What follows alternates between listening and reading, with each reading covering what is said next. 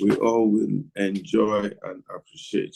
My name is Itwa Igodalo, and we're speaking today on Nigeria's potential, charting a path to prosperity. Nigeria's potential, charting all want a prosperous Nigeria.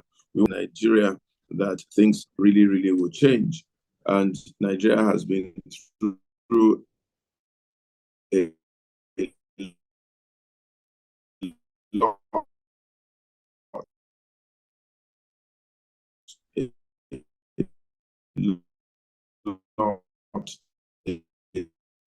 lot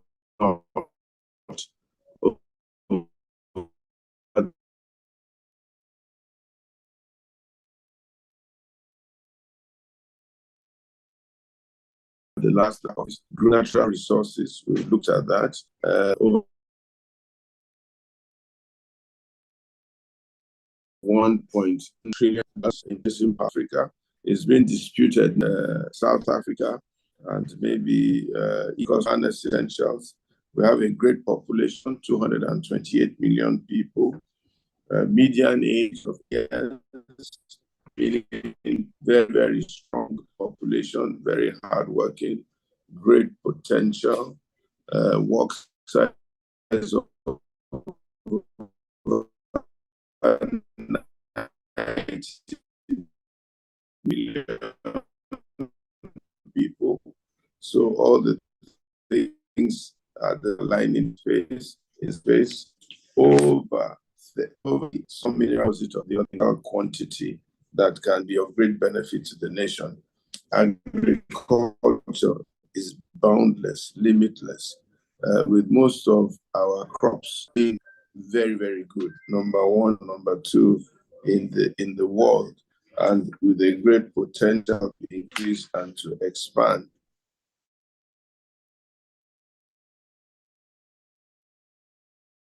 And the idea that even some of the real estate is misaligned, wasting a lot of very, very expensive rural real estate that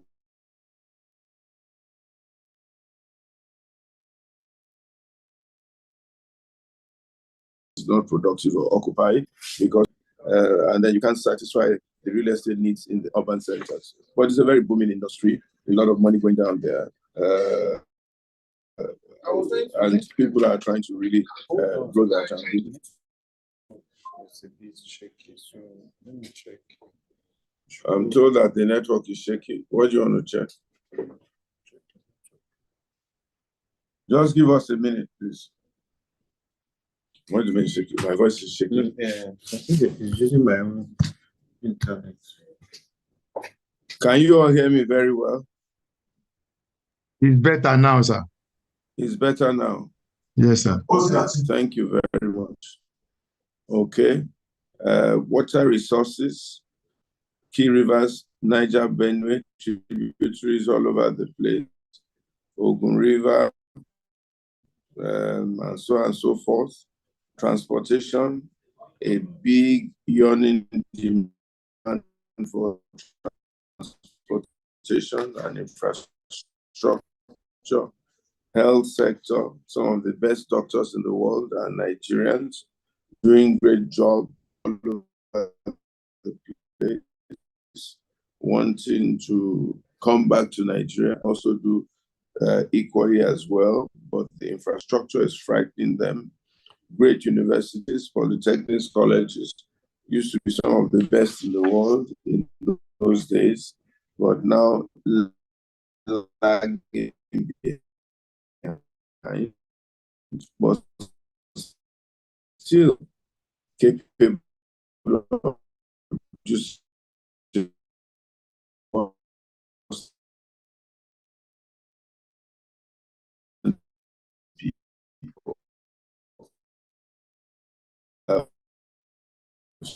Spoken about resources and so on and so forth, but still we're one of the poorest.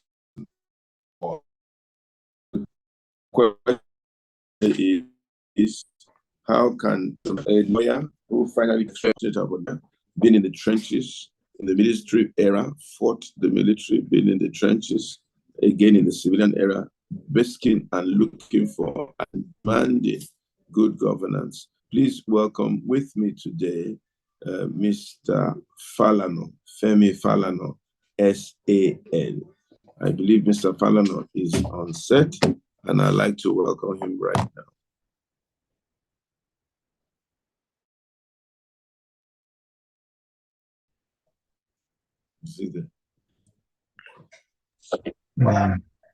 I have not seen Barrister Falana online. I just spoke with him now. He said he will join. I'm not sure he has joined. I'm not sure he has joined. I just spoke with him 2 minutes ago. When did you call him? I spoke with him at 4:30 and I spoke with him now. He said he will join. So I don't know. He's not yet online. I've not seen him. So I'll send him another reminder again. Okay, can you check if he's having difficulty joining?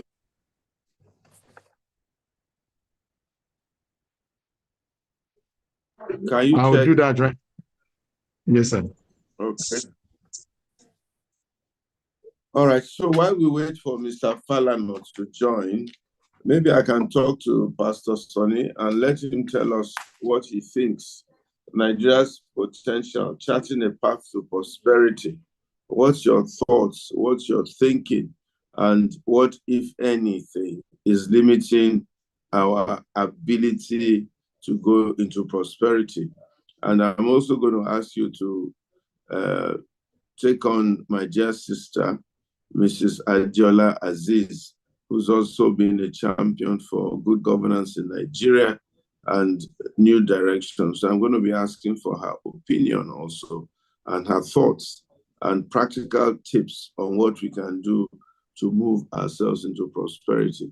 So Sonny, if you are there, it'd be nice to hear your comments on that and then invite Mrs. Aziz to also make her comments also while we wait for our guest for this session. Thank you very much. Thank you very much, Pastor. I think it's a good time to wish everybody happy unbroken 25 years of democratic government. And we're indeed happy. Just like yesterday, 1999 to now is 25 years, and we have enjoyed unbroken democracy. And I hope it will continue like that. We shall get it right, in spite of what some people might be thinking. And I'm hoping that as we progress in the government of Bola Tinubu, he will have the courage to do more and more things that he himself have proposed or exposed in the past.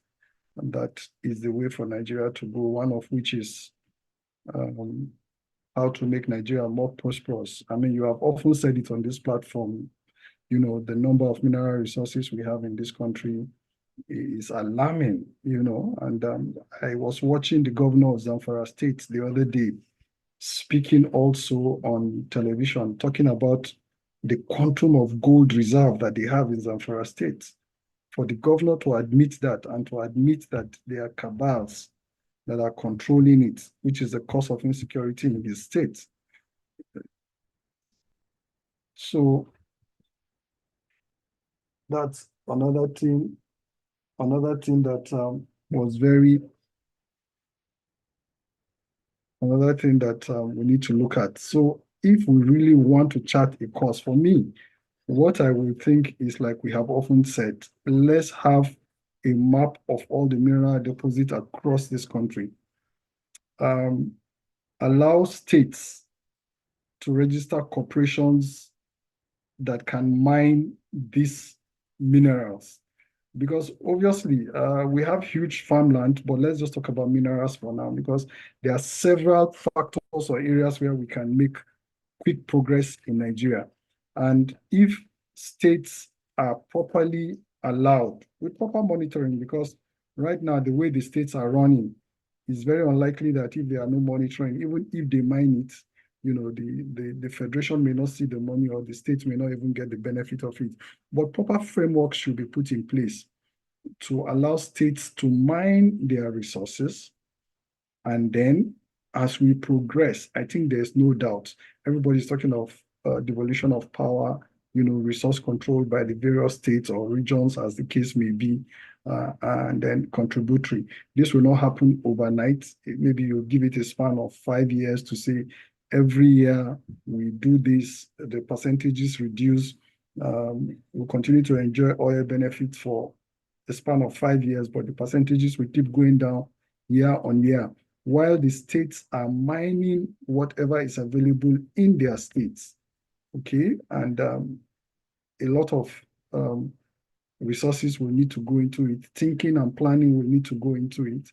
And like we always say, and Pastor, like you have always said, there's no state in this country that does not have the resources.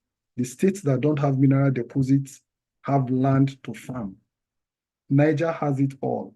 Niger State, the other day, they said some people were buried under some mines. My question is, all this mining going on in Nigeria, how much does it contribute to the GDP of Nigeria? What is the federal government or the state government itself realizing that they're using to impact the life of the people? So if we are looking at that one alone, it can do a lot. And I also listened to Dogara speaking yesterday on the platform, talking about, Pastor said something about pineapple plantation.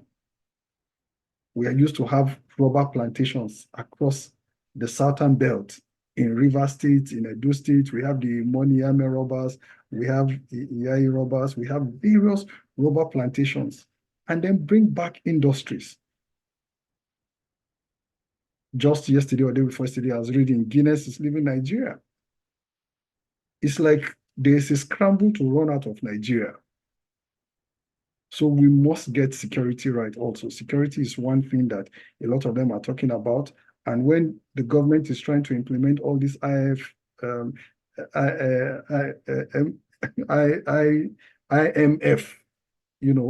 programs, it's making the companies not to be profitable, difficult to operate in Nigeria, and all of them are finding better belts to run out. So the government has to, we have always said it here, whether the federal and the states, they all have to sit down and really not. State governors must know what they are doing. There are resources in your state, you must sit down, have a think tank of young people. I said this the last week or the week before the last. Get a think tank, both for the federal government and for the states. Every idea that you want to implement, run it through them. Let them look at the pros and cons, and let us see how we can, socialize that and work with it. I think Barrister Femi Falana is around now. Pastor. So a few of my thoughts, but agric, mining sector are areas where Nigeria can make big progress. If we put good framework in place to get those things out of the ground and then implement it.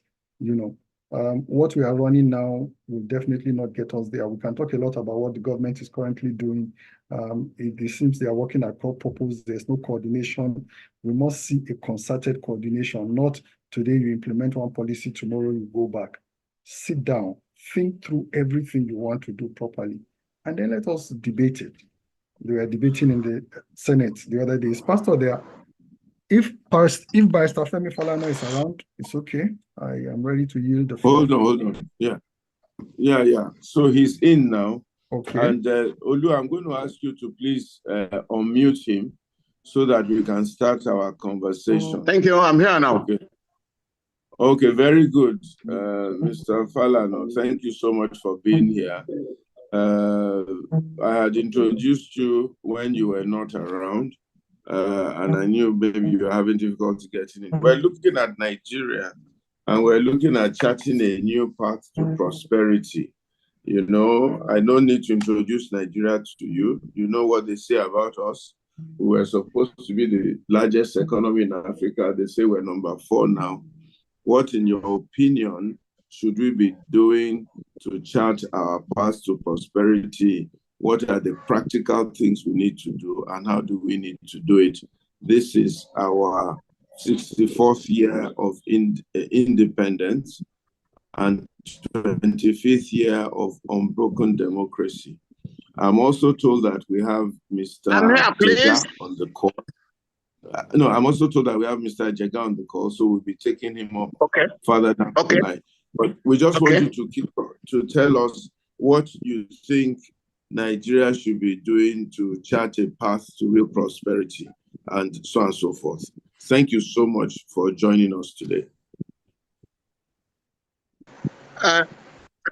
Thank you very much. Is it my turn, yeah? Let me look on.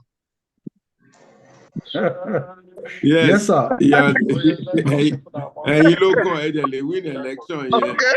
And if you want to dobale for us, you can dobale. Okay. All right. Thank you very much for this opportunity once again to cross-fertilize ideas with patriots and other concerned citizens. Yesterday, we were supposed to have celebrated 25 years of uninterrupted civilian rule, which I'm reluctant to call democratic rule. I think what we have had in the last 25 years has been a restoration of civil rule, because there is a word of a difference between a civilian government and a democratic government. In the president's speech yesterday, one remarkable thing he did was to acknowledge the heroic and patriotic role of Nigerian journalists who contributed immensely to the task of the Herculean task of fighting military dictators in our country. But while the president was doing that yesterday, I was preparing an application challenging the detention of a journalist for the past 3 months. As you are well aware, in Nigeria today, under Section 24 of the Cyber Crimes Act, any defamatory statement, any libelous statement made by a journalist or any Nigerian affecting the reputation of a big man or a big woman, if he or she has some reputation, the journalist is arrested and taken to a court where he's certainly going to be railroaded to jail. Even though that law was amended in February this year,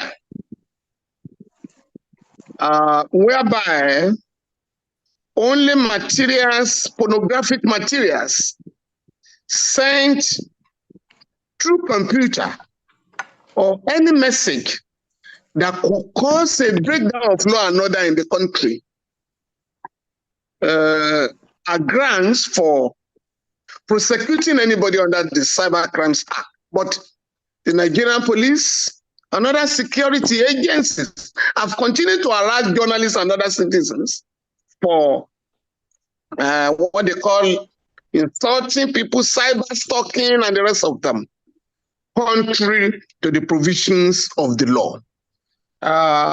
So for me, that is one. Two, I also heard some of the ministers, one of them in particular, did say yesterday that what the current regime is implementing is actually Abiola's program.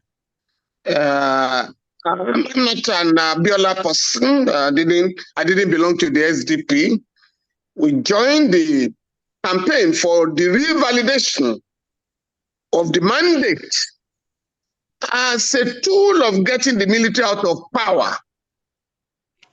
But in spite of my own understanding or ideological difference with the winner of the June 12th election, MK Abiola, two things that stood him out from the crowd.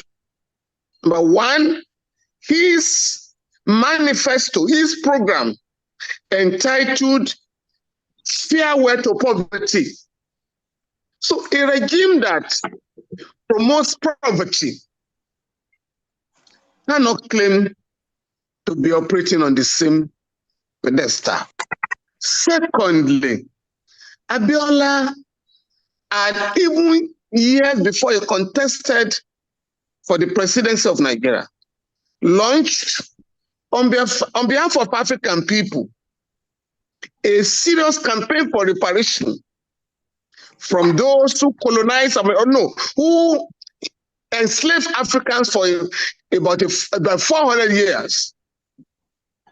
It was a campaign for which Western countries could not forgive him. And the fear was that if this guy had to go to the United Nations as the president of the largest black nation on earth, launching a campaign for reparation, the West was going to be in trouble. Today, and Abiola also, in spite of his capitalist position, made it clear that as a president of Nigeria, he was not going to allow Nigeria to be controlled by the IMF and the World Bank. He said, who are these guys?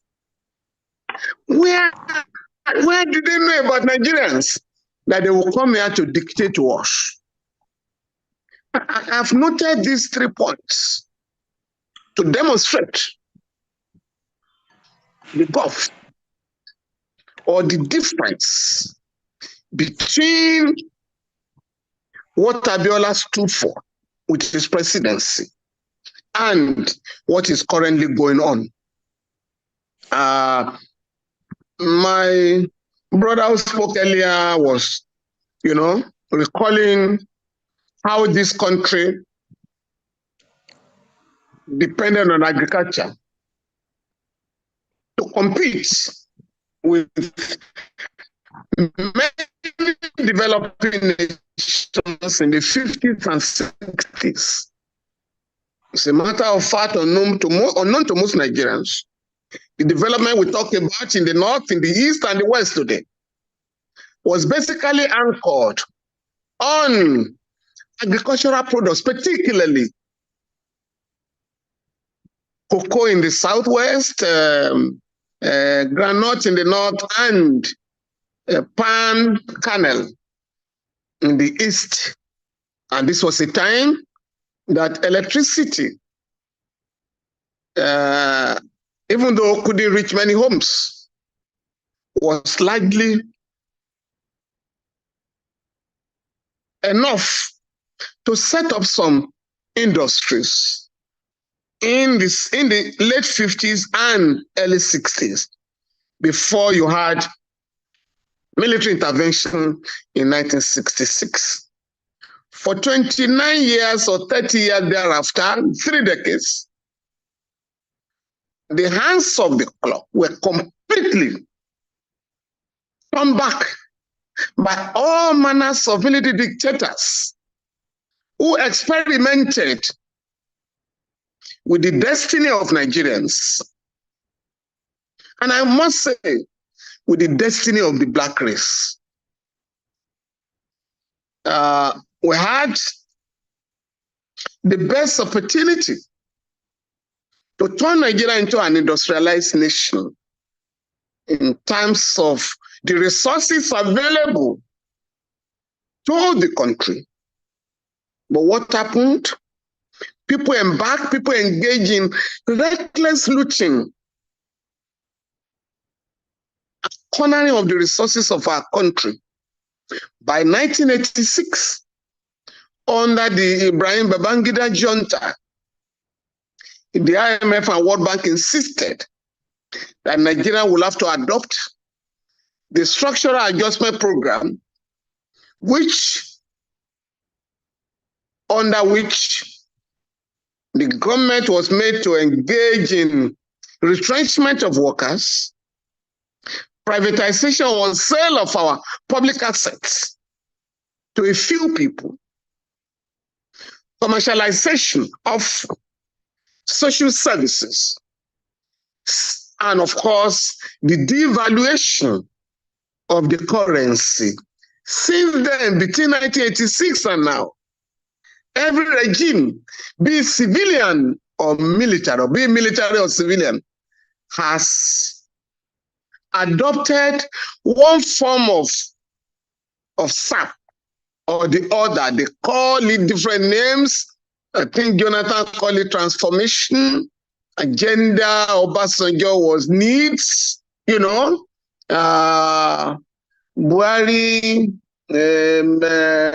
PPP or whatever. Under these guys, I think they are talking of hope, renewal of hope. But I think we all would agree that while a few people in power, a few top public officers are smiling to the banks, buying gifts at a cost of $150,000 per one to go around 409 people, constituency projects of at least 500 million per constituency. I mean, while that of the president of the Senate is said to be in the neighborhood of 90 billion naira. The same guys now are saying it is difficult for our country to pay a national minimum wage. I'm not talking of a living minimum wage as prescribed by Section 16 of the Constitution. As if that is not enough, the prices of goods have gone to the roof, beyond the reach of an average citizen. So poverty is on the ascendancy in the country as a result of the twin economic policies of the Bola Tinubu administration, i.e., removal of self-subsidy and the floating of the naira. Even though Nigerians have been assured that there will be light at the end of the tunnel, that we should bear with the government, that we should tighten our belts. Those who are in power are not tightening their belts. And this has been the language since the 70s. Tighten your belt. There will be boom at the end of the day. There will be happiness at the end of the day. But what happens in our country? The more Nigerians are prepared to sacrifice and give the government a chance, the more poverty is entrenched, the more deprivation is institutionalized, and of course, the more corruption is installed by the government of the day. Without wasting your time, I am going to submit that following the removal of fuel subsidy last year, the statutory allocations to the federal government, state governments, and local governments increased. Whereas in April 2023, what was shared by the three tiers of government was 650 billion naira. You can Google, you'll find it. But since subsidy removal was announced, there's no month that less than 1 trillion naira has been shared. As a matter of fact, in July last year, what was distributed was 1.9 billion naira. In December last year, what was distributed was 1.7 trillion naira. But in spite of the increase in revenue, poverty is on the increase in our country. We are now being told that it's impossible for governments to pay 60,000 naira to an average worker. We do need to really go into any mathematics here. It is just to ask yourself, for a family of 5 or 6, a man and a wife, and 3 or 4 children, is it possible to feed 5 or 6 people in Nigeria today with less than 5,000 naira? If they have to go to work, they'll pay for transport. If they don't live in their homes, and most Nigerians don't live in their homes, they will have to pay rents. At the end of the day, of course, they also have to go to hospitals if any member of the family falls sick. So for anybody to say that is going to pay 35,000 naira or 40,000 naira in Nigeria today, I think it is sheer wickedness on the part of the government. And therefore, we must insist that this country of wonderful opportunities, of immense resources, of enormous resources, is reorganized in the interest of the Nigerian people, not in the interest of IMF and World Bank. 2 institutions, 2 Bretton Woods institutions that are clapping for the government for inflicting excruciating economic pains on Nigerians. We must insist that this country belongs to all of us and that the resources of our country are well husbanded, harnessed to promote happiness in our country. It is stated in the Constitution, Section 16, subsection 1, that the government of Nigeria shall promote the happiness of the people through judicious utilization of the resources of our country. It's also stated in Section 14, subsection 2, subsection B, that the welfare of Nigeria, the security and welfare of Nigeria shall be the primary purpose of government. So if the government tells you we are broken, we are unable to fund projects, we are unable to take care of Nigerians, please let Nigerians know that it's not true. What does a government do? The government exists to promote the happiness of people, to guarantee law and order, security, and promote the welfare of our people. In Nigeria of 2024, there's no safety, there's no security for citizens. The welfare that Nigerians have fought for over the years is being assaulted, being eroded by the government. Many people of our generation and those who are in power, who enjoyed either free or highly subsidized education, are asking young people or parents to pay through their noses to educate their children. Those who enjoyed free medical services or available medical care are making it impossible for our people to have access to Medicare. Therefore, and I've told the Nigerian Labour Congress leaders and the TUC leader, it is not enough to talk of fighting for a minimum wage. What of other welfare laws, which the members of the ruling class have considered? How do we now talk about the National Health Insurance Act, or rather the National Health Insurance Authority Act, that has made provision for access to basic health care for workers and all those who subscribe to the National Health Insurance Scheme? A member of my family has just delivered a baby in the UK. And I asked her, how much did you pay for to the hospital. How much did you pay for the delivery? And he said, we didn't pay a dime, sir. He said, wow, in a capitalist country, of course I knew. He said, my husband and I pay our taxes. So under the NHIS, we are not required to pay a dime. That is in the United Kingdom.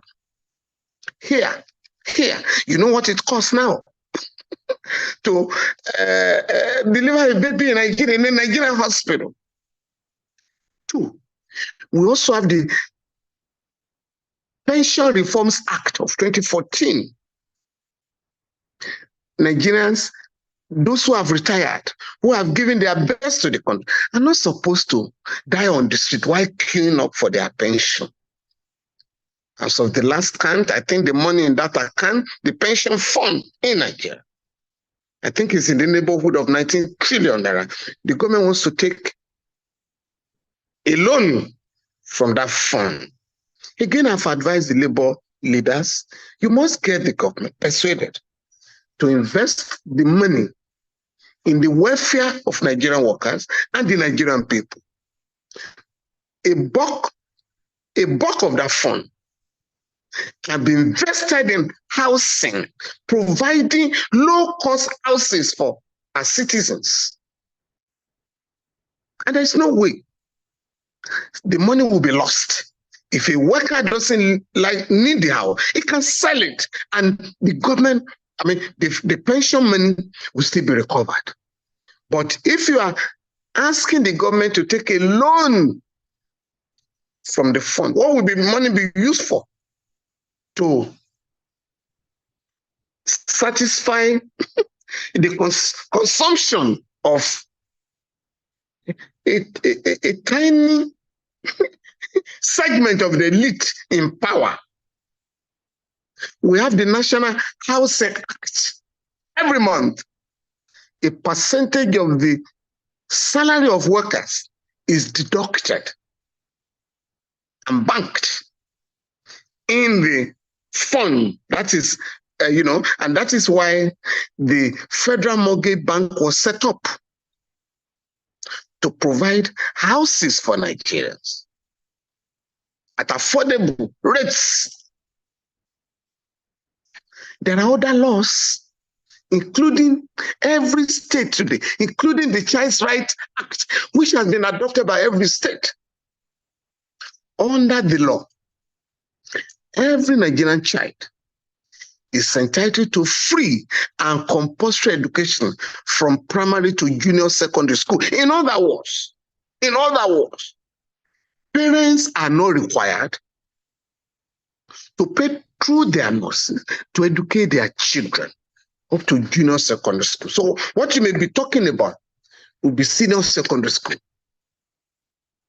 Of course, for universities, the government has also now enacted a law to allow indigent students to access loans. Some of us are insisting that such loans should be converted to grants for our students, undergraduates in the country. There are other laws I can mention, but the one that I will need to talk about, which I talk about all the time, is the liberty of our citizens. When you are talking of dividends of democracy, the most important one is freedom. It's not about bridges, roads. No. The military regime had some of the best roads in the country. So it's not about, when you're talking about dividends of democracy, freedom is the most important. If you have your freedom, you can engage in business. If you have freedom, you can engage in other, ventures. But today, our people, particularly young people, are harassed and intimidated by security agencies. On the road, they are stopped and searched. Their money is extorted from them. Weekends, innocent people are arrested on the roads, taken to police stations, where money is extorted from them. If they don't pay, they are taken to court on Monday. From there, they may end up in Kirikiri or Ikoyi prison, in a place like Lagos or in other prisons in the country. I wish to say, without any fear of contradiction, that illegal arrests and detention have been prohibited in Nigeria. And I'm going to challenge all of us who are listening to these programs to identify and locate the chief magistrate in your area. You must get information from lawyers so that you will know the chief magistrate in your area, because the Administration of Criminal Justice Act 2015 and the Police Establishment Act 2020 have provided that when a Nigerian is arrested and taken to a police station, on getting to the police station, the police or the security agency concerned shall contact the family or the next of kin of the suspect to let them know your loved one is with us in this station. The suspect shall also be informed.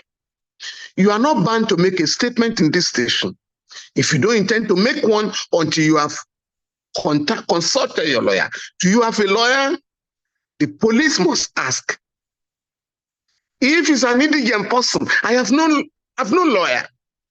The police shall contact the legal aid council to assign a lawyer to that suspect.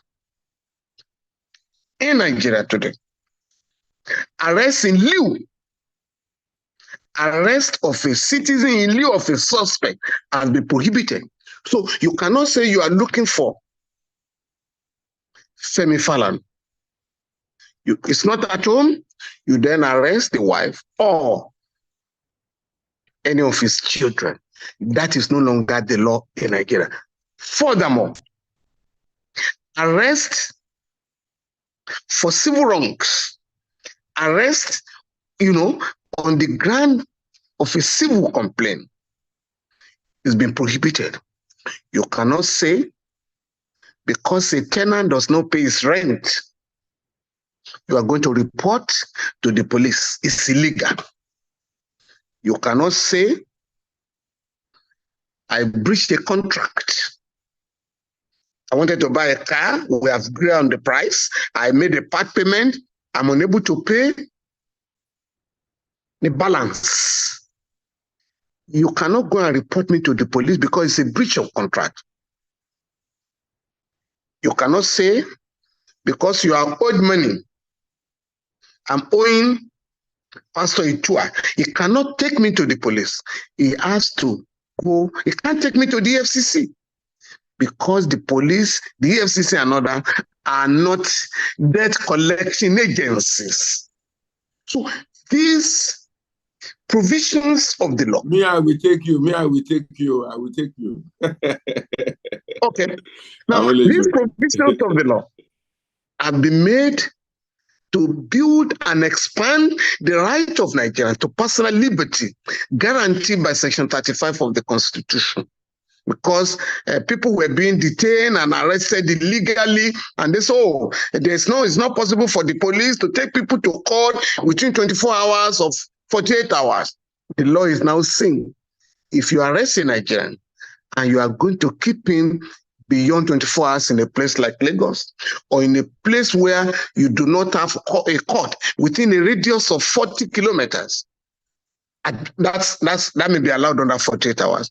But to then keep this citizen beyond 48 hours without a court order, it has become illegal in Nigeria. They have.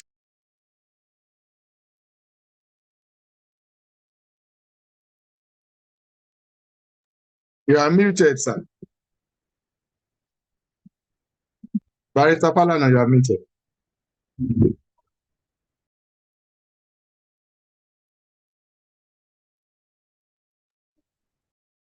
You should please unmute yourself again. Yes, I've done that. I've done that. Okay, all right. I've done that. Can you hear me now? We can hear you.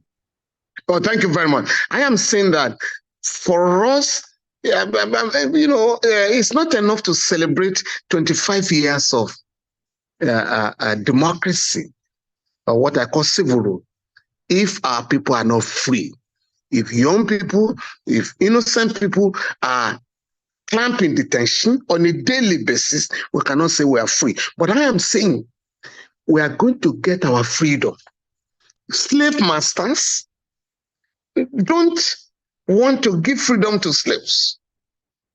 In our country, those who are enjoying, who are trading in the liberty of our people, will not willingly give them their freedom. So our people will need to be educated in our churches, in our schools, in our meeting places. We must let Nigerians know that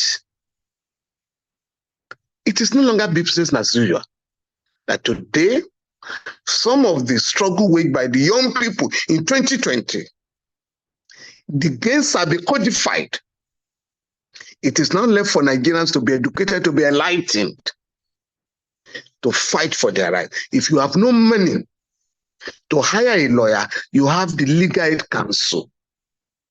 In Lagos, if you have no money to hire a lawyer, you have the Office of the Public Defender. You have the Mediation Center. You must locate them. And of course, you also have some human rights lawyers and activists who want to take up cases of human rights abuse. Let me now end, because I did say the last time that the country is not poor. As a concerned citizens, I've belonged to an organization that has done enough work on the economy of our country. And that body has come to the irresistible conclusion that if the government of Nigeria can muster the political will to recover the looted wealth of our country, money that has been diverted from the federation account, we have no business taking a loan from any country, or from IMF and World Bank, or African Development Bank, Afro-Exim Bank, and the rest of them. We have enough money. A couple of months ago, I wrote to the Minister of Finance. I haven't got a reply to the letter. The letter was asking the government to recover $34.5 billion, being the dividends earned by Nigeria, meant to be paid to the federation account, but which was cornered by the NNPCL, Nigerian National Petroleum, Corporation Limited. I haven't got a reply to that letter. I've also asked the Attorney General of the Federation that, following a judgment delivered by the Supreme Court in 2018, the court ordered, in that judgment, it was ordered that the royalties of 18 years not collected under the Offshore Inland Production Contract Act should be collected. The government set up a panel, a body, and that body came to the conclusion that the total money not collected, royalties not collected, were in the neighborhood of $62 billion. Again, the government has not collected the money. I can go on and on and on. The point I'm making, therefore, is that we have a duty. We have a duty to prevail on the government, to mount prayer on the government, to muster the political will to recover money owed the government and people of Nigeria, so that the ongoing suffering of our people, and we're also insisting, also suggesting, my organization, that the government must review the two policies the twin economic policies that have brought unbearable pain to our people. As the removal of fuel subsidy, what Nigerians were asking for was an investigation of the monumental fraud that characterized the importation of fuel in our country. Hopefully, the Dangote refinery will come full stream by July, hopefully. Unfortunately, as you are well aware, the Dangote refinery is importing fuel, crude, from the United States and other countries, instead of getting allocation from the NNPCL. From the information at our disposal, all manners of contracts have been signed under the Buhari regime, whereby the Dangote refinery and other local refineries that are coming up may not be able to get crude oil from Nigeria to refine. Since the 70s, 445,000 barrels of crude oil were dedicated to domestic consumption. In other words, every day, the NNPC will make available 445,000 barrels for refining in our refineries for domestic consumption. That was the rate at the time that provision was made. Again, we're also asking what has become of such allocation. Of course, Nigerians are paying more now for electricity, which is hardly available. From what man has just been, the Manufacturer Association of Nigeria has just disclosed, following the recent increase in electricity tariff, about 300 companies have closed down and more are likely to shut down. And many companies are moving out of the country. It doesn't occur to the government to sit down with this company and find out what is amiss and see what can be done to save the jobs of Nigerians, But the government is running around the world asking people to come to Nigeria to invest. We do not know how many companies have invested in the country in the last 1 year. And the environment is said to be hostile. The environment is said to be corrupt. And so many companies are not going to come there. But what is important?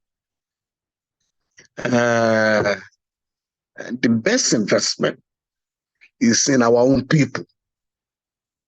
If the atmosphere is conducive, Nigerians will invest in their country.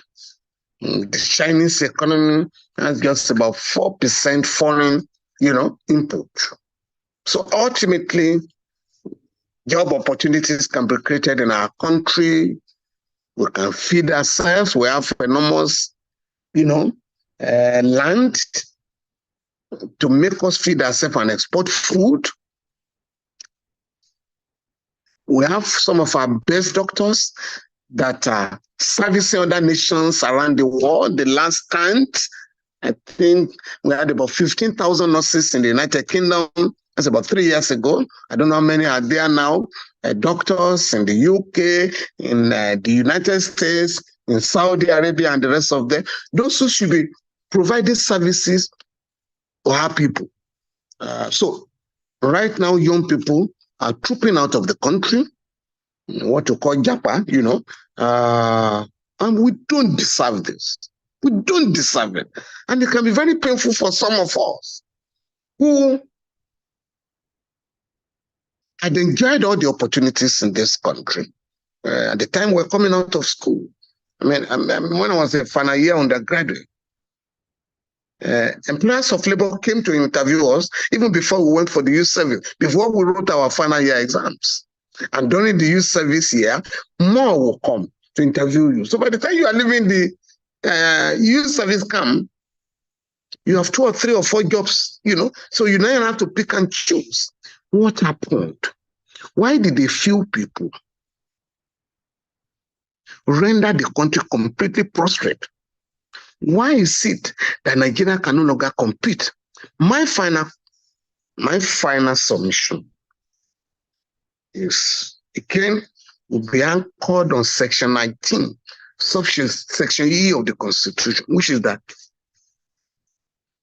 the government of Nigeria shall promote a new international economic order.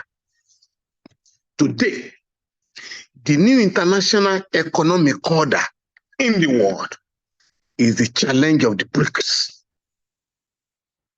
Brazil, Russia, India, China, and South Africa. But Nigeria is so silent. And I wonder, how can you have the largest black nation on earth that is not prepared to join an organization that promotes trading in your currencies, in your own national currency? Why are we looking for the dollars? When there are countries that are ready to pay, look for the naira, pay the naira for your oil and gas and other products. Why are we afraid to join the BRICS? When Saudi Arabia, United Arab Emirates, Egypt, Ethiopia, and others have joined. As of today, 59 countries have just applied to join the BRICS. Some of these countries are in Europe, some in Latin America, some in Africa. What is the problem with Nigeria? That we are not ready to join an organization that is challenging the dominance of the dollar. Again, I've said this publicly 5 years ago. In 2018, Nigeria entered into a currency swap with China. Whatever we buy in China, you pay naira. Our own businesses here will spend yuan. What has happened? Why was that not allowed to work? That agreement will expire next month. At the time it was signed, in 2018, the volume, it was for $2.1 billion. Last year, 2022, you can Google. The goods imported from China to Nigeria were valued at $22.6 billion. And I've therefore asked the government, this agreement will expire next month. What are you doing to renew it and then increase the volume to reflect the current reality? I've also just found out now that the government is also talking to India to see how a currency swap can also be agreed upon. Now, if you are talking to the 2 largest members of BRICS, China and India, what is the fear in joining BRICS? In the interest of our national economy, in the interest of our people, so as to promote economic prosperity in our country, so as to challenge the dominance of the dollar and promote our own national currency. I'm sure you are aware of all the policies the central bank has, announced. Initially, they said, the naira was going to find its value in, market forces would determine the value of the currency. And I told them, it doesn't happen anywhere. Market forces don't determine the prices of goods, they are controlled. And that is what is going on. After they announced that, the naira will find its value, market forces will determine. The central bank must have announced not less than 10 or 12 measures to save the naira from total collapse, to which, of course, confirms my position that this has nothing to do with market forces. We're not engaged in production. We cannot meet our OPEC quota. How can a government, how can a modern government announce publicly, to the embarrassment of his people, that we're unable to deal with oil theft? I've never heard it before. Nigeria is the only oil producing country in the world that talks of oil theft. Who are the oil thieves? And the government finds it so difficult to identify. Just like those days when they talk of, oh, people are smuggling our oil out of the country. How? You can't smuggle oil, fuel through the bush. It must be on the highway or by sea. So what is your problem with, promoting law and order in the country? Let me not take more of your time, since there will be reactions, but I just want to conclude by saying that our case is not a hopeless one if Nigerians are prepared in their organized groups to collaborate with forces of progress and ensure that we take our political destiny in our own hand. I thank you very much for this opportunity, Pastor. Thank you, my brother. Thank you very much. As usual, very, very deliberate, very, very eloquent, extremely knowledgeable. I think we need to thank you very much. We're going to take a few quick questions, starting with myself, and anybody who has any question, I can see them raising up their hands already, or comments, but let us keep it short. Let me just take advantage and liberty to ask a few quick questions. Number one, our people have been in government, been having this same repeated thing, and so on and so forth. How are we going to ensure we can either get the government to do what is right or get the right government to do the right thing? What are the practical steps we need to take? Because one of the biggest challenges of Nigeria today is this lack of collaboration, this fear of government, this anxiety by people who should even know better that they cannot challenge or confront government. How are we going to be able to overcome that hurdle? Or are we just going to continue to converse all the time? The whole government, all these monies that are hidden here and there, lost here and there, yet there's no reaction. That's my second question. Do you really honestly think that our government will be ready to take the necessary steps to recover a lot of this so-called looted money? Because some of that money is proceeds of corruption. A lot of it is proceeds of corruption. Are we going to be able to find this process of corruption and be able to genuinely ask some people who are even beneficiaries of corruption to now willfully and deliberately recover some of the things that they have benefited from? Is that going to be possible? Because like you, I believe that if you go to most of the banks in Switzerland, most of the banks in London, America, places like that, most of these economies have been financed by monies that found their way out of Nigeria. If we could recover all those things immediately and begin to produce, the economy of Nigeria will change, because these are the effects of corruption. Most of that money was taken by corruption. And some of our people, politicians, have benefited from that proceeds. Are they going to be able to take this challenge on and really try to transform this economy? How are we going to do it? How are we going to collectively come together and make sure that it is really the government of our choice and not the governments that's imposed on us through expert politicking that we get? I think this is the challenge of Nigeria.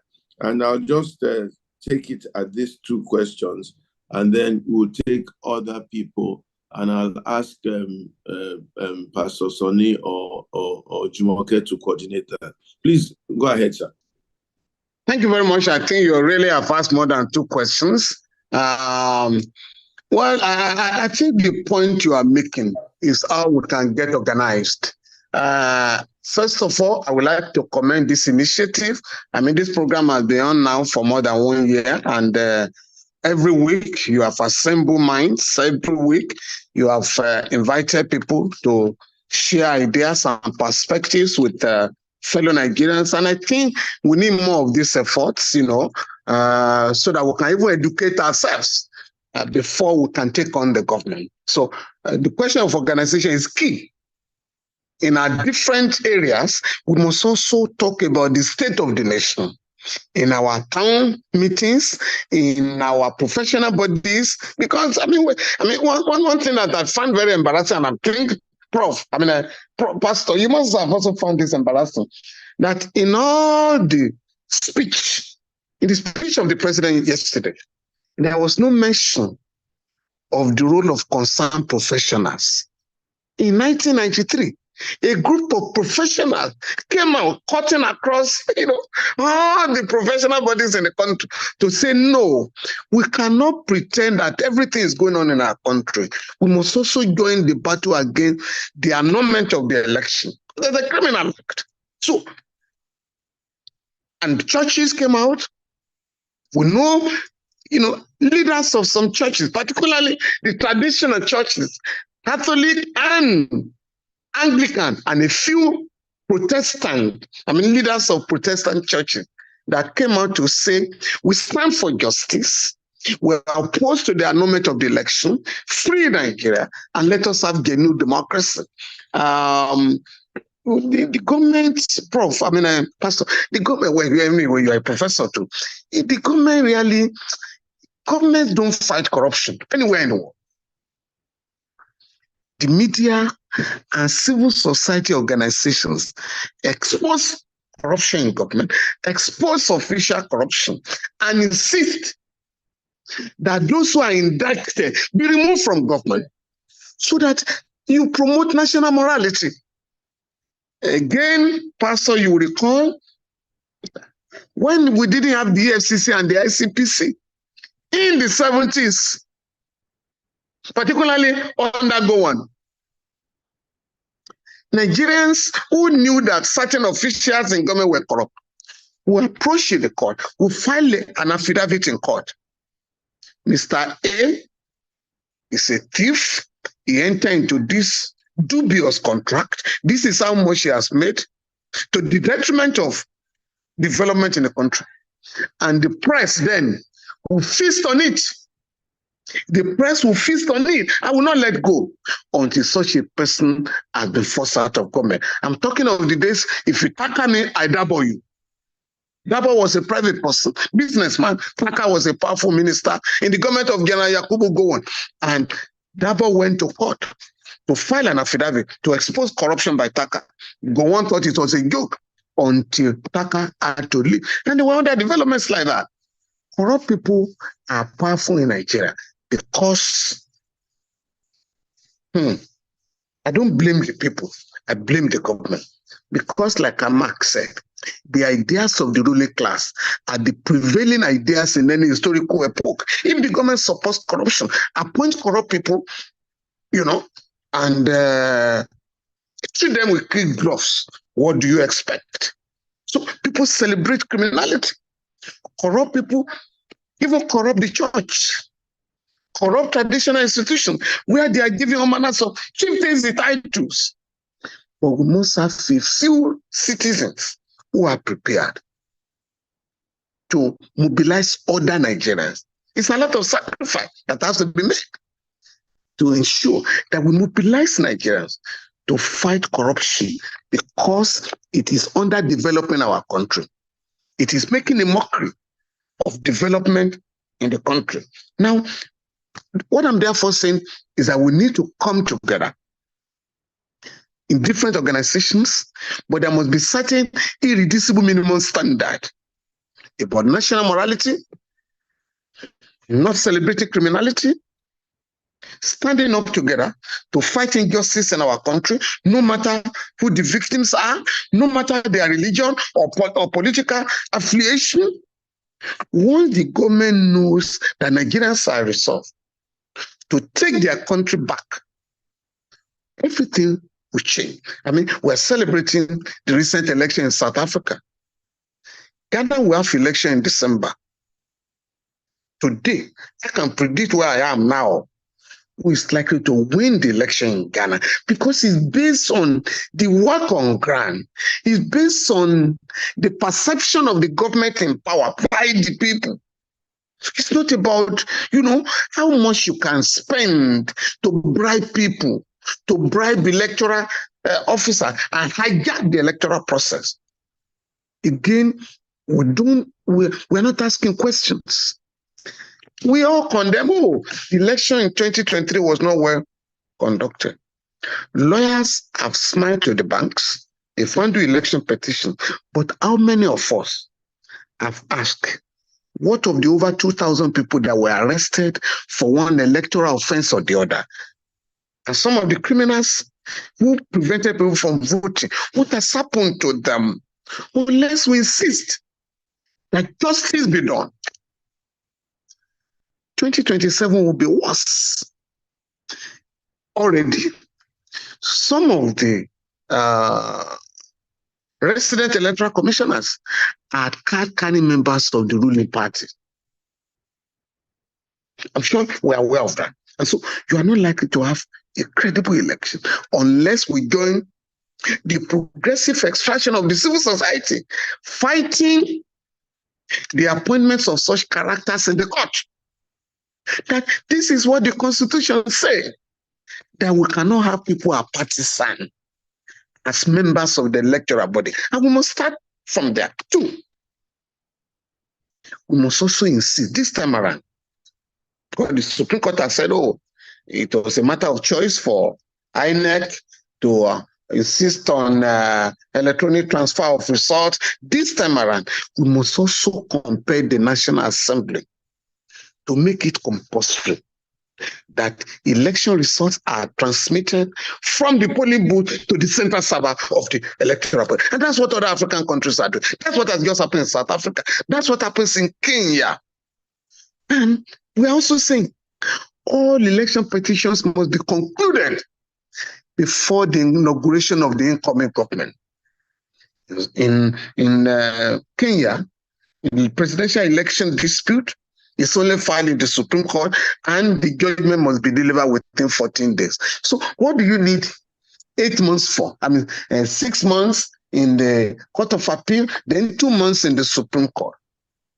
The one of the governors, 6 months in the Election Petition Tribunal, 2 months in the Court of Appeal, 2 months in the Supreme Court. It doesn't happen in any country in Africa. Meanwhile, the winner whose election you are disputing is in power, using state resources and state power to intimidate his opponent. So we must quickly now agree on minimum electoral standards for the country and begin to campaign now. Don't wait till 2026 or 2027. Absolutely. So for me, that is it. We need to get organized and begin to discuss this matter. Thank you very much. Thank you very much, Lenesik. Thank you very much. We know that you can speak on these subjects for 2 hours at a stretch. Thank you very much. We have about 10 hands up. We will take the questions in batches, maybe 3 at a come. And then if you can restrict your answers to very short, straight, simple answers so that I'll do that. we can put all the questions in. Thank you very much for this very lucid whatever. So we'll take Dr. Tomi Messi Ademolakun, Alex Arije. After that, Dr. Tomi, go on mute. Yes, thank you so much. Greetings. Please, very brief, short, straight to the point, so that we can take many of the hands up. Yes, sir. Thank you, and greetings from the U.S., actually from Georgia State. I am very honored to have this discussion. I'm also the vice president of the Nigerian and Diaspora Organization Americas here in South Savannah, Georgia. This organization was actually founded about 20 years ago from President Obasanjo.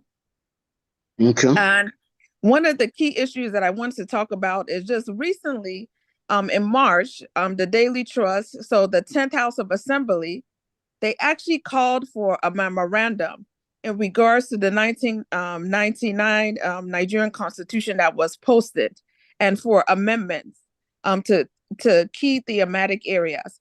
We actually submitted on behalf of Nigerian Diaspora Organization 1, being thematic area number 6, which is electoral reforms.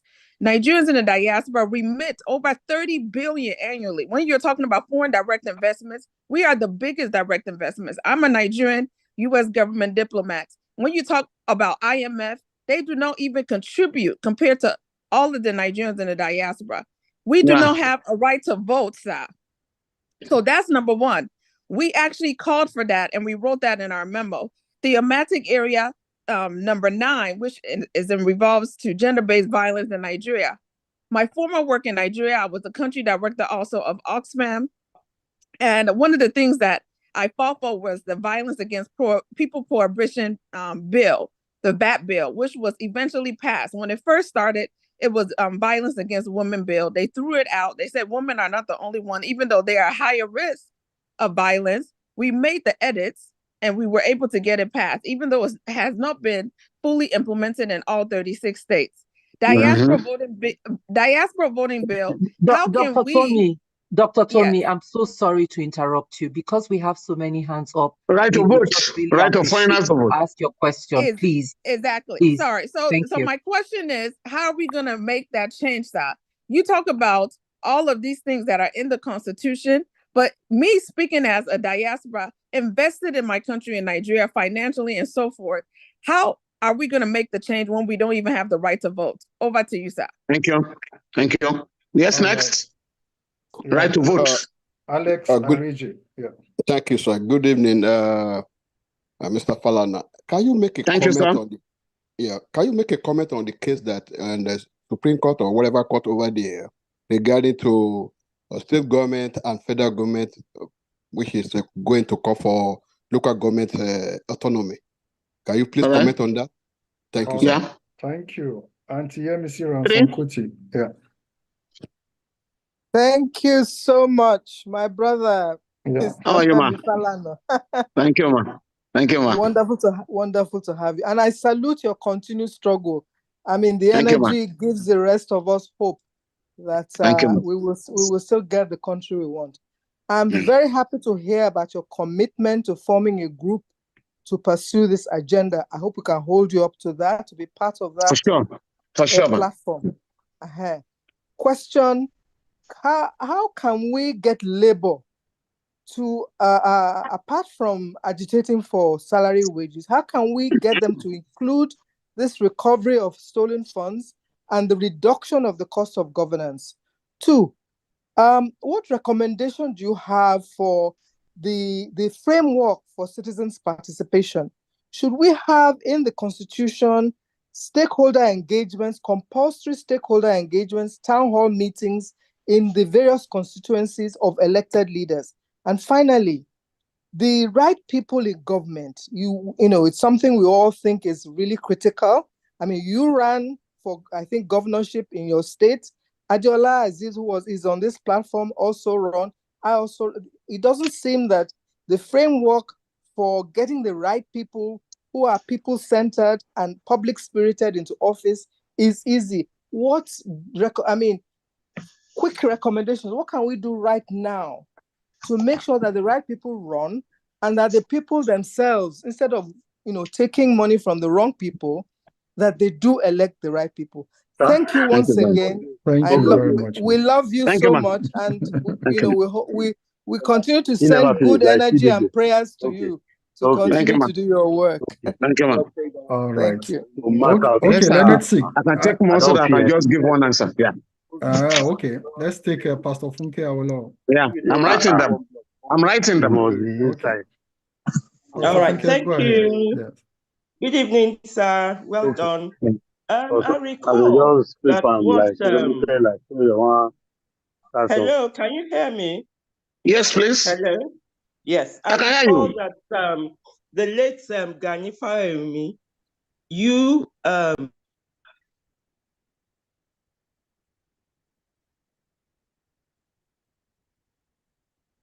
Wow. I love that. Hello, you have Yeah, we can hear you. You're back. spoken. I remember Chief Gani always going to the courts. And over time, from the feedback, because I was away for a long time, he was even being ridiculed for standing for the truth. They said he became a menace going to the courts and all that. And so we need to get Nigerians educated, because when people come out and go out of their way and have to be in prison and they're speaking up, and what they see is such condescension and ridicule, we need to correct it. I think that's part of the reason where we are where we are. And you saw, some of these people that were with you, at that time have been bought over. They silenced them. They are now ministers, so to speak. And I remember engaging one of them, and that's what he said. He said, at the end of the day, when you look at the people, they really don't appreciate what is going on. That's number one. Number two, reparations. I remember going through history that 6 million Jews went through Holocaust. They were gassed by Hitler. But till the time I left, till the late 90s, they were still getting the people, getting them to book, and taking them to prison. Slave trade over time, that Nigeria is a part of and all that. Rather than get the people to book, we are moving there and we're not really fighting. Like, you said Chief Abiola tried to bring them to book, because over time, they have to do reparations and pay back. And the third one, what you suggested, I just want to enlist myself whenever you're ready. I want to be a part of it so that we can bring the people to book, educate them, and fight for what is right. Thank you, sir. Okay. Thank you, man. Let's see. Quickly take this 4, then we'll take another 4. Yes, number one, on the right to vote, we have been in this battle. In 2008, I won a case for people in diaspora that INEC should send a bill to the National Assembly to allow people outside the country to vote, because 28 African countries today allow diaspora voting. So again, this is where Nigeria is extremely backward. So the struggle continues. We have also made the proposal in the ongoing constitutional reform, and I also challenge people in the diaspora to also join that battle. I believe if you are making about $30 billion from diaspora, you must have the right to vote. Taxation without representation is undemocratic. Nigeria barely makes about $15 billion from oil and gas now, because of oil theft and the rest of them. So you are a powerful constituency that must be factored in if you are going to have genuine democracy in our country. On the case between the federal government and the state government, what happened was that in 2004, Lagos state government took the Obasanjo regime to court for seizing the money of local governments in Lagos.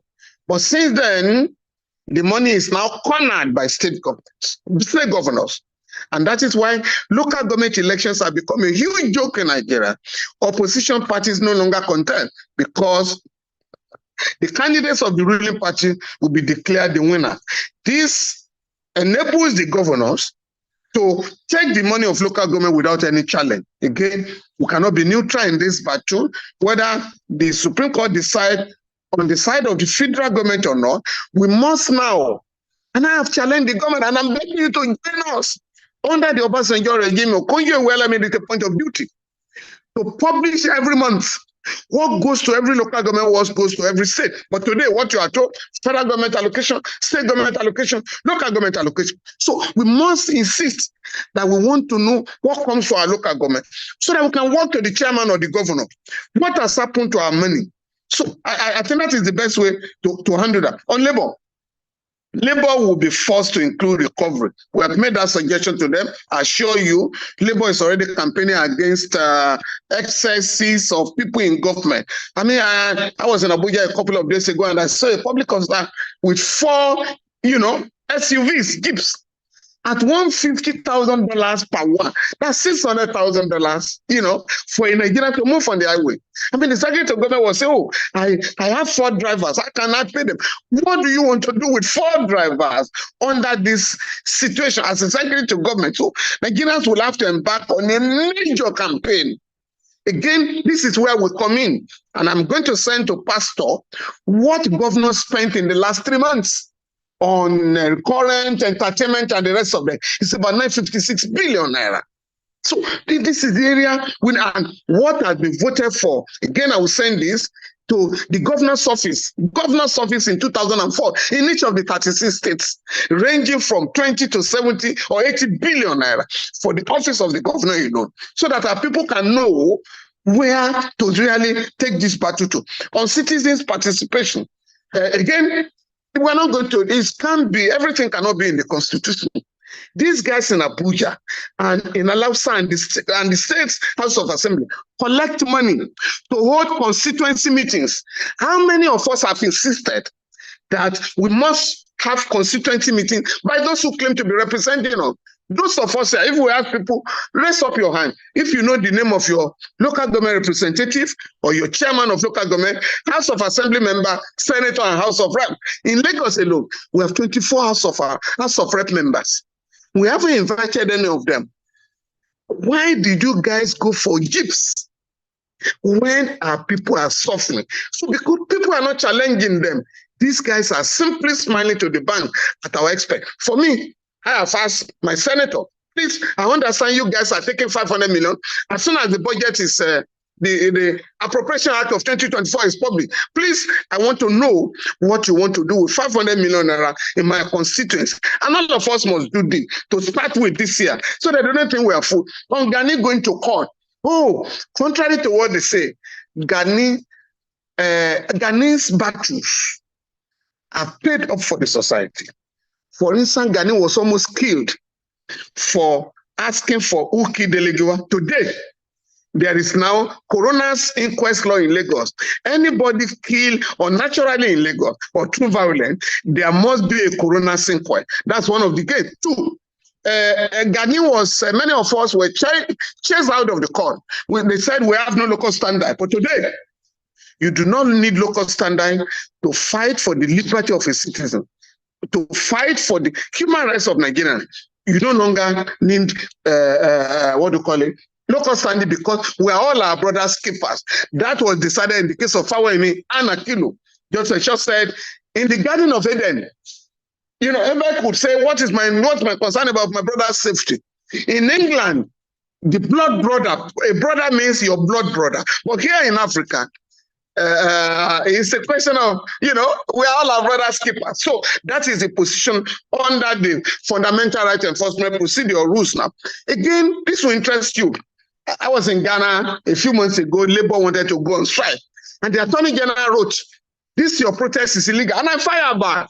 In the case of IGP and AMPP, I handled the case where the court said, you do not need police permit to protest in Nigeria.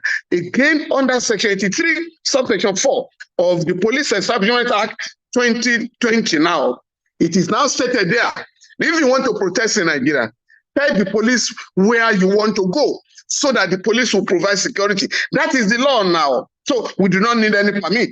And this is a battle won in the court, where some have been brought over. So of course, pastor will tell you here, there are pastors who fall by the wayside. There are Christians, Muslims who fall by the wayside. So you can't, because of that, say we're no longer going to worship God. So you can't say because a few people have betrayed their conscience. It's not a crime to go to government. But when you go there, you are not supposed to abandon your ideas and your principles. That's the problem. On reparation, very difficult, very, very tasking now. Now, I think it was the late fella, before he died, that had a song, and he was talking about second slavery. So what do you mean? He said the first time they came to colonize us and enslave us here. But this time around, we are going there voluntarily to do slave jobs, So that is what they have reduced our country to. So let's fix our country first. Let's fix African countries first. And we then have the moral right to demand for reparation. Thank you very much.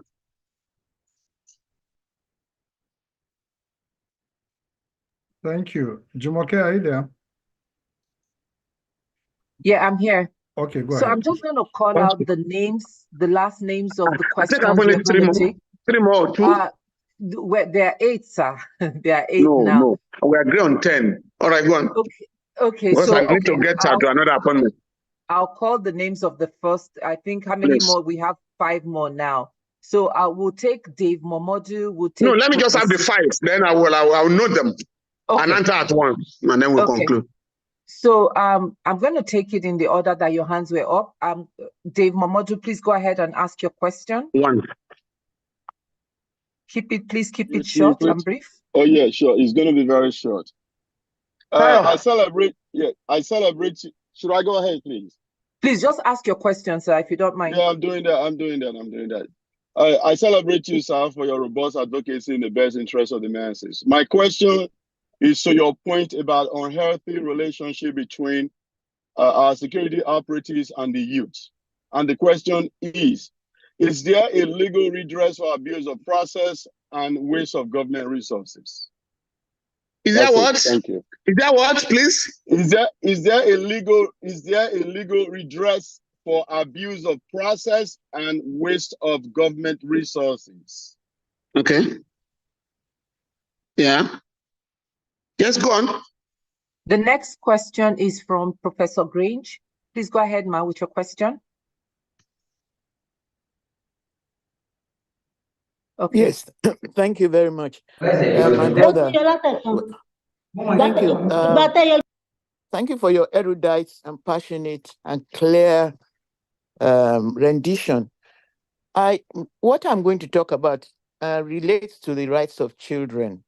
As a pediatrician, I feel that we need to look at a problem with children in a holistic manner.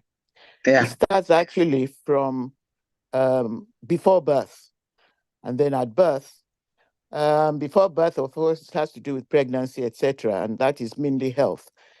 But from birth onwards, it has to do with maternal care or care of the children. And to date, that care has been left to the families, to mothers in particular. Mothers are made to care for children, but they are not paid. They're an unpaid job for all their family. We're talking about payments for workers.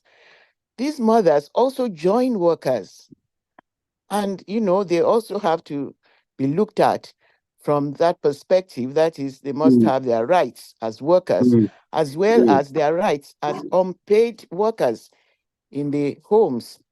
What I'm trying to say is this, that because of this, the children are at a disadvantage even before they get to school. Many of the children are underfed and they are stunted, and with stunting, their brains are not working properly. So, by the time they get to school, they are not able to assimilate what they are being taught. To put it simply, I could make it a bit more complex, but I want to put it simply. So, sorry, Ma. Can you round up with your question, Ma, so that okay. How can we get the workers or the working class to look at creating a balance for caring responsibilities of children with changing patterns of work? That's number one. Okay. The second thing is, do you think that, how can we remove the gridlock? Because I think there's a gridlock among various interest groups when we try to work together. How can we remove this gridlock? Finally, my brother, how can you breed more Femi Falanas? Because definitely one is not enough for us. Thank you. Thank you very much, Ma. Thank you very much. We'll take Mr. Leke Olagbami, and then Professor Ajayi, and then Mrs. Ronke. Those will be the last questions we'll take because he has to leave. Thank you. Please go ahead. Good evening, everybody. Good evening, sir. Good evening. During your presentation, sir, you talked about organizing ourselves as a people. Yes. And I simply want to ask, how do we organize ourselves? Maybe you will expatiate a little bit on that. That is one. Then briefly to number two, so many people have been talking about how to save cost in governance. And there's been this talk by so many people to have heard and have read that, okay, we should scrap the Senate, scrap the House of Reps. And I keep wondering, I've tried to tell some people, how possible is that? Will President Tinubu wake up one day and say, okay, I have scrapped the Senate? Or can the Senate just decide to scrap itself or the House of Reps? So I just want you to share your view if you believe in this particular view being shared by people about saving cost in governance. Thank you. Thank you very much. Can we have Professor Ajayi please go ahead with your question?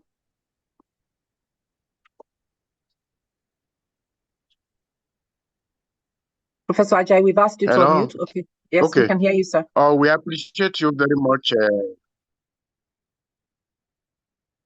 Can you hear me now? Yes, please.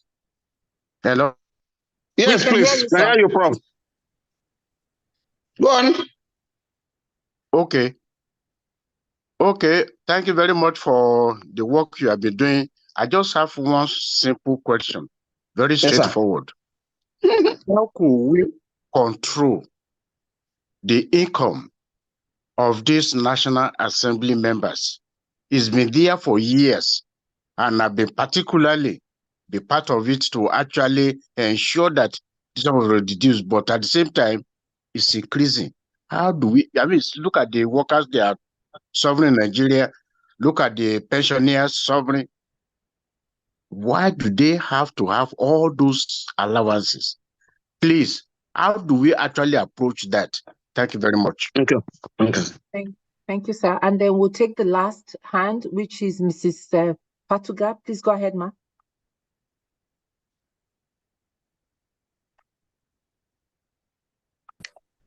Can you hear me?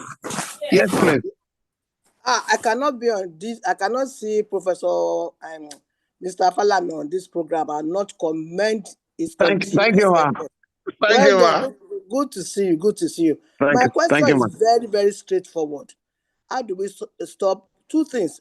Oil theft and the security. I know the government can do it. How do we do it? How do we get them to do it? Period. How do you get them to do what, man? To stop oil theft. And insecurity. And then insecurity. Yeah. Okay. Thank you, man. Thank you so much. Yeah, thank you, man. Yes, I think I'm okay now. You okay? Yes, sir. Those were the last 5 hands. Yes, sir. Thank you very much. On our right to fight abuse of office, government excesses, I've already addressed our empowerment under the law now, and the need for us to ask questions. Because it dovetails to the question of the National Assembly.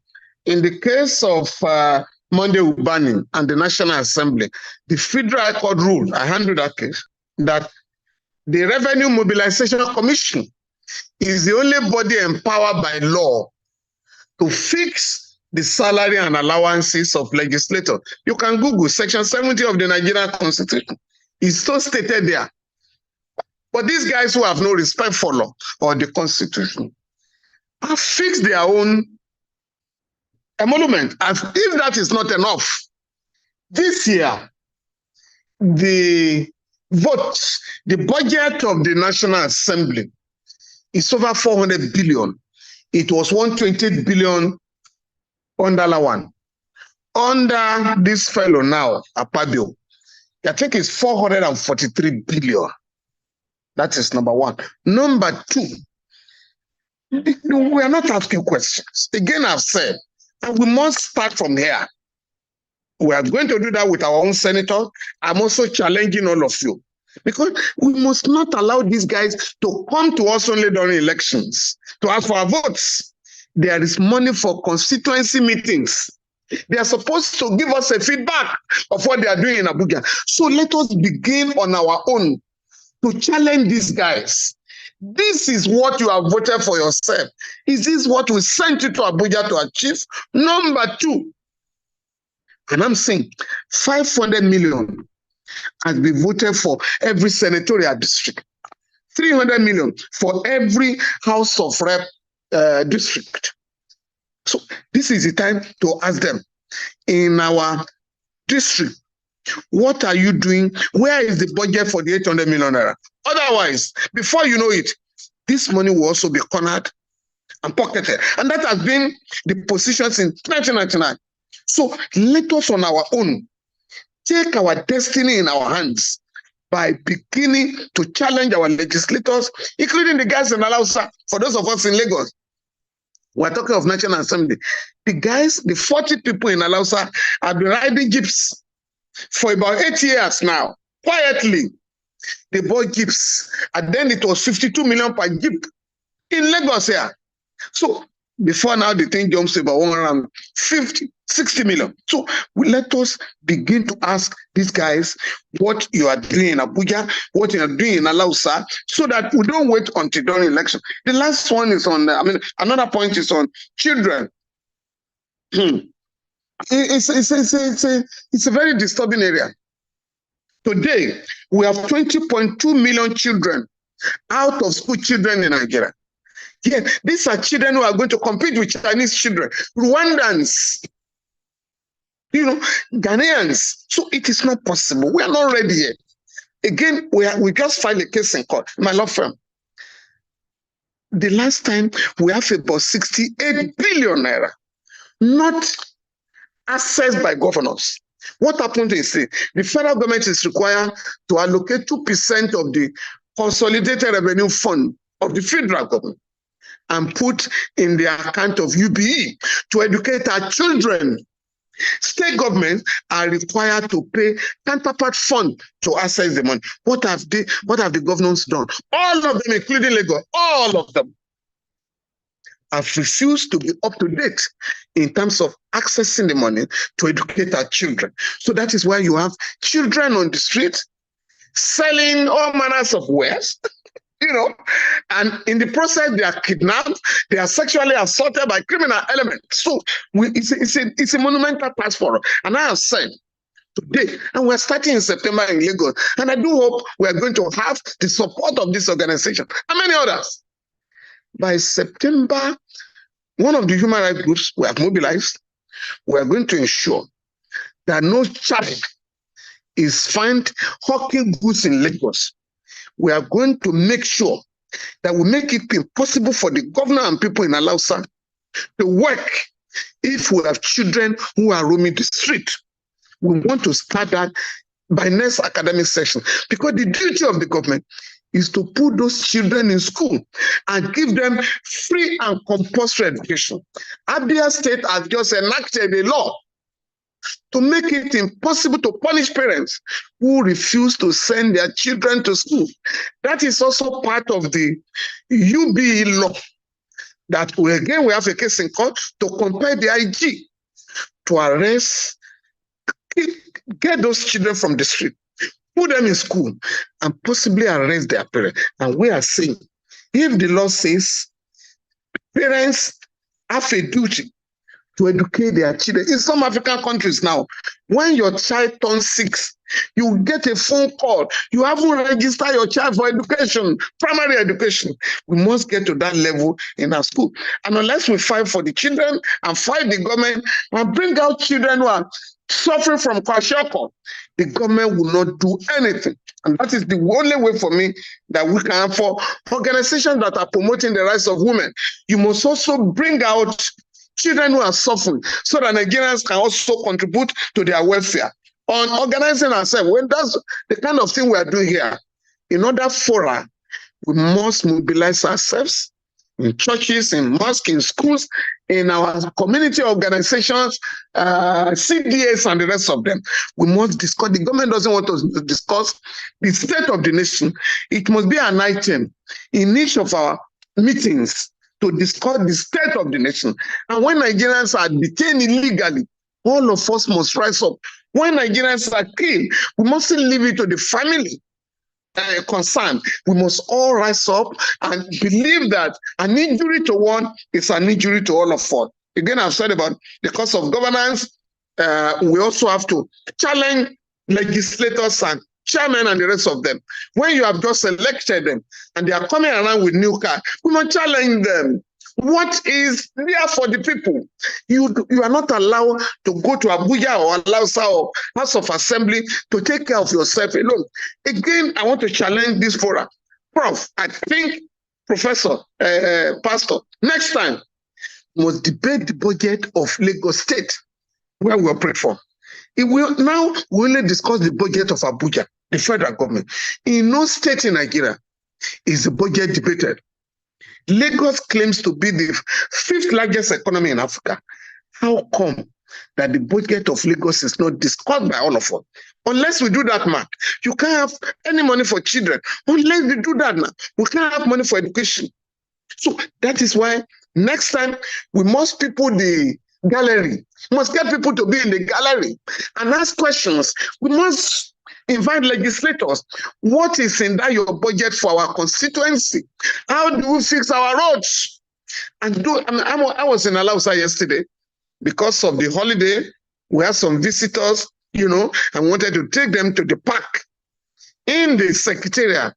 I don't know whether any of you have been there. We're ashamed. Is this a park where you have the governor moving every day, where you have the legislators? There's nothing there.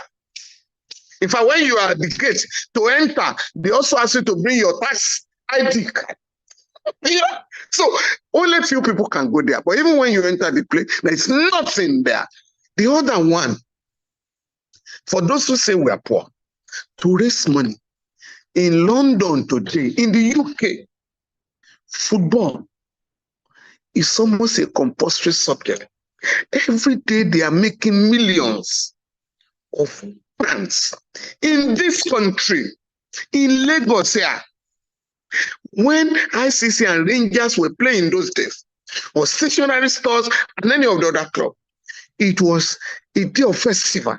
Everybody will be at the stadium in the morning, even though the match will not start until about 3 or 4. Today, our governors go to London to watch matches, and we don't complain. They go abroad to attend parties, we don't complain. So they believe we are a conquered people. And that's why I'm asking, I'm challenging all of us. Let us get organized in our group, in our various bodies. Let us show concern and challenge the government, the excesses of the government. And don't say, oh, this Falana, he should mind his own business now. I mean, for Yoruba speakers here, the full name is Falana, but but we can also mobilize other people to do what we are doing.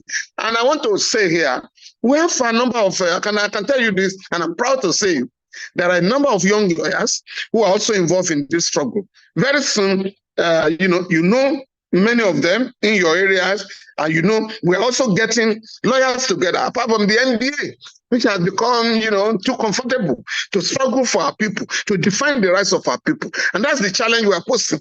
We are going to have a meeting of progressive lawyers in the next couple of weeks to say, gentlemen, is this the law we were taught?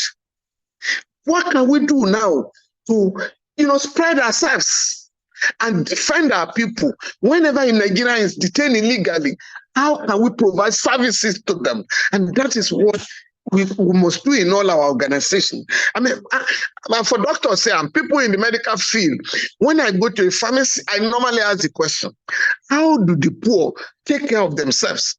If medical, products, medicine is this expensive in our country. The last one is on how do we address.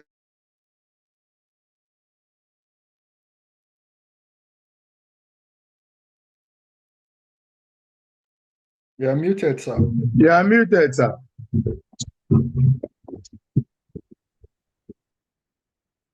Unmute yourself. Sir, you are muted, sir. Please unmute yourself. Hello, Barrister. You are muted, sir. We can't hear you. Hello, you are muted, sir. Can an admin unmute him, please? He can't be unmuted by himself. He's the one that will unmute himself. Pastor Lu, do you want to come Okay. in? A lot of money goes there. All right. Must get them to take Sir, we care missed of a our lot of security. your conversation because you were muted. We missed a lot of your sorry. response. You were muted. Okay, can you hear me now? Can you hear me now? Yes, sir. On security, I just want to warn, because some of us are out of indolence. We are adopting, we are accepting what these people call state police. There is no federal government police under the Constitution.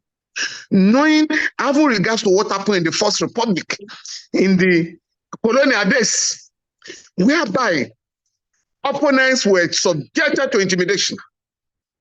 It was then agreed in 1979, and we're not going to have state police.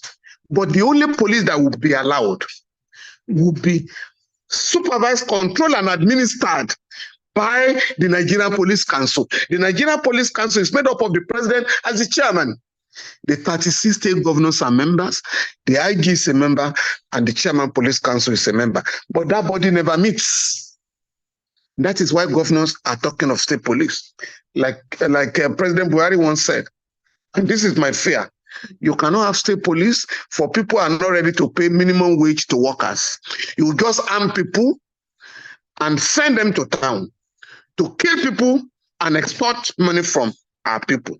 What the police need, Nigerian police, what the Nigerian police requires is a new training. What we have now is a neo-colonial police force. They must be retrained to defend the people. Secondly, the government must invest in securing our people. Lagos is the largest city in the world without CCTV cameras. Go and find out. Abuja is the only modern capital in the world without CCTV camera. The money voted for acquisition of CCTV cameras in Abuja, $460 million was stolen. And those who stole the money are known by the government. They have never been asked to account. So I therefore would like to say, let us demand from the government adequate security for our people, adequate funding of the Nigerian police force and other security forces. Thank you very much.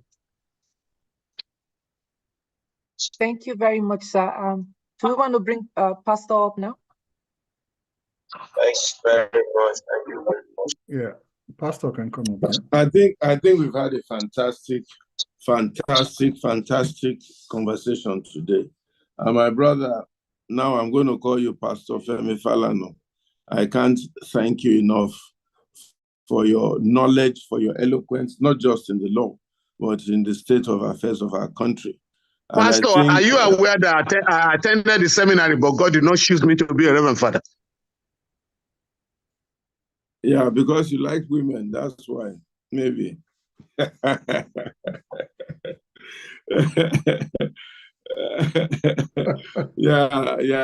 But you are doing more than Reverend Father. You are preaching gospels.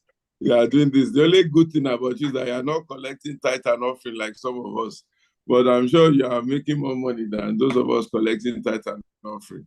So God has forgiven your sins. But and you didn't allow Oshibajo to influence you. I know he's your good friend. So thank you so much. Thank you so much. I think we should start this serious movement of, I don't know what we're going to call ourselves, but the conscience of the nation, of a few people who have the courage to speak truth to power and let the people know that we need to challenge them. I think Funke Awolowo, who is a granddaughter of Chief Obafemi Awolowo, said she's ready to join this movement and be part of what it is. I think we need to take that.